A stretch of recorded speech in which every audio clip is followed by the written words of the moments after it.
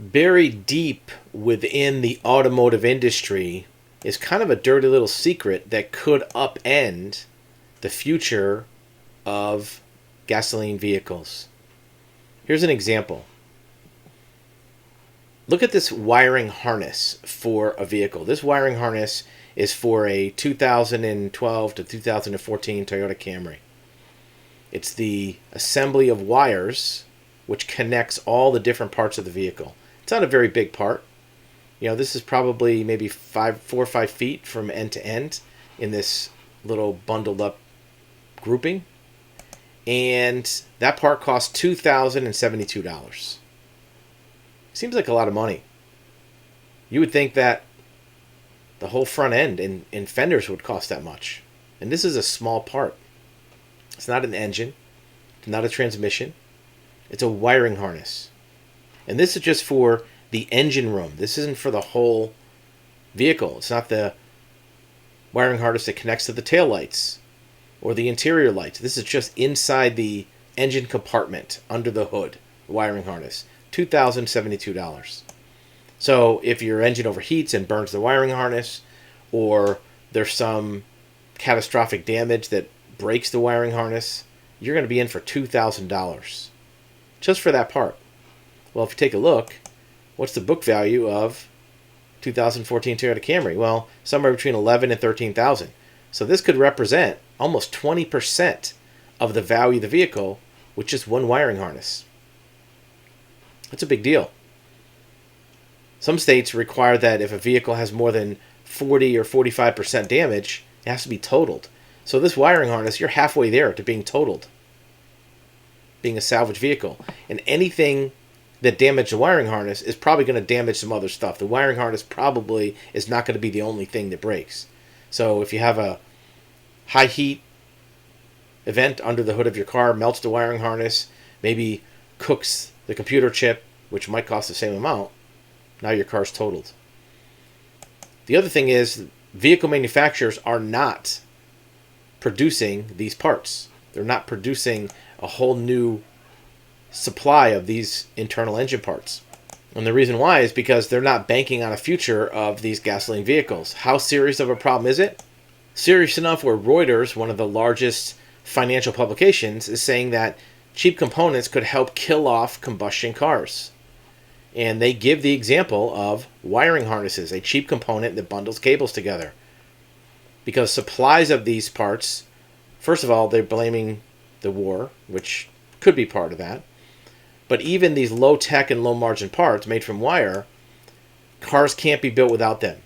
Supply crunch could accelerate the plans of some legacy auto firms to switch to a new generation of lighter, machine-made harnesses designed for electric vehicles.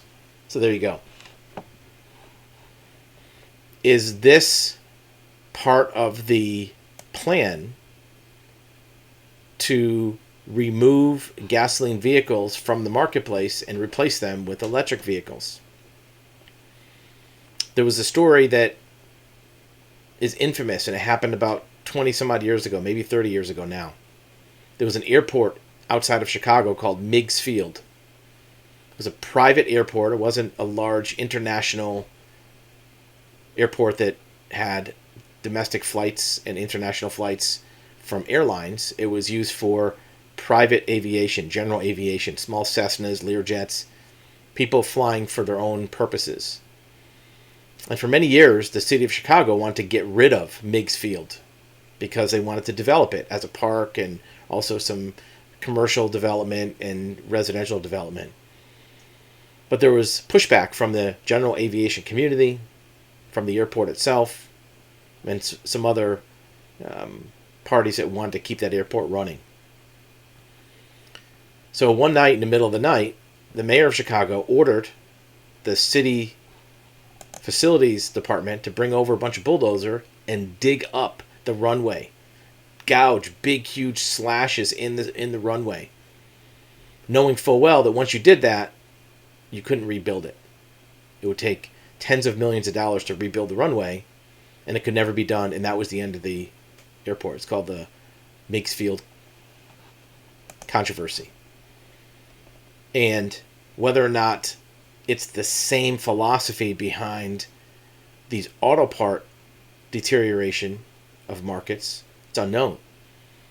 But a wiring harness for 2000 seems like a lot of money. Whether it's intentional, accidental, it's still having the same effect. The effect is it's very difficult to repair older vehicles, and at some point it might be impossible to repair older vehicles because key component parts may not be available. Look, if you have a 1965 Mustang, you can fix it yourself. There is no complicated wiring harness. There is no complex computer chips.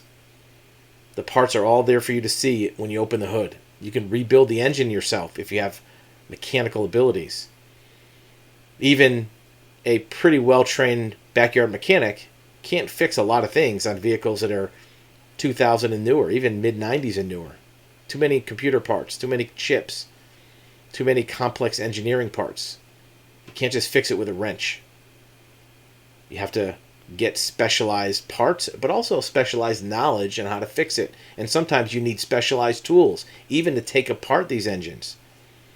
The repair shops, the service departments of dealerships have invested hundreds of thousands in specialized parts provided by the manufacturer in order to do some simple things like taking off pulleys or removing custom parts from an engine, which you wouldn't have as a mechanic.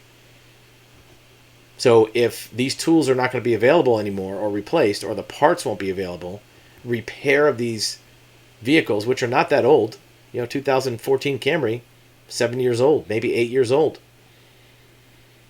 It's not a very old car. 2000 for a wiring harness, a lot of people will just throw away the car. That average price of 11 to 13,000 kind of implies medium mileage. But if you have one with 200,000 miles, it's maybe beat up, it's not in good shape, it's maybe only worth 5,000 or 6,000. Are you going to put 2,000 into a wiring harness, or are you going to just chuck the car? Probably chuck the car.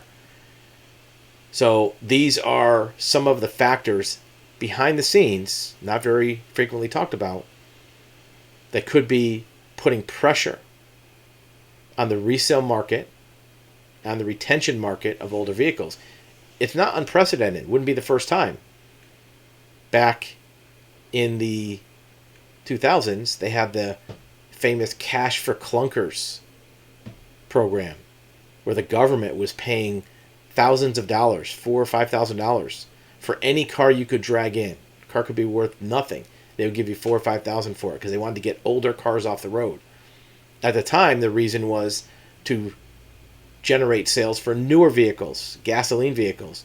Now, the Cash for Clunkers program probably would cost too much money, so maybe there's another way of doing it. Maybe making it difficult to repair or retain these older vehicles. Whether it's intentional or not, it's having the same effect. Older vehicles are coming off the road at a very fast pace, being replaced with hybrids or even electric vehicles. Tell us your thoughts in the comments below. What do you think about this? Is this what's happening? Have you seen it in your market? Have you tried to repair a vehicle and found that the parts are unreasonably expensive to get that car back on the road?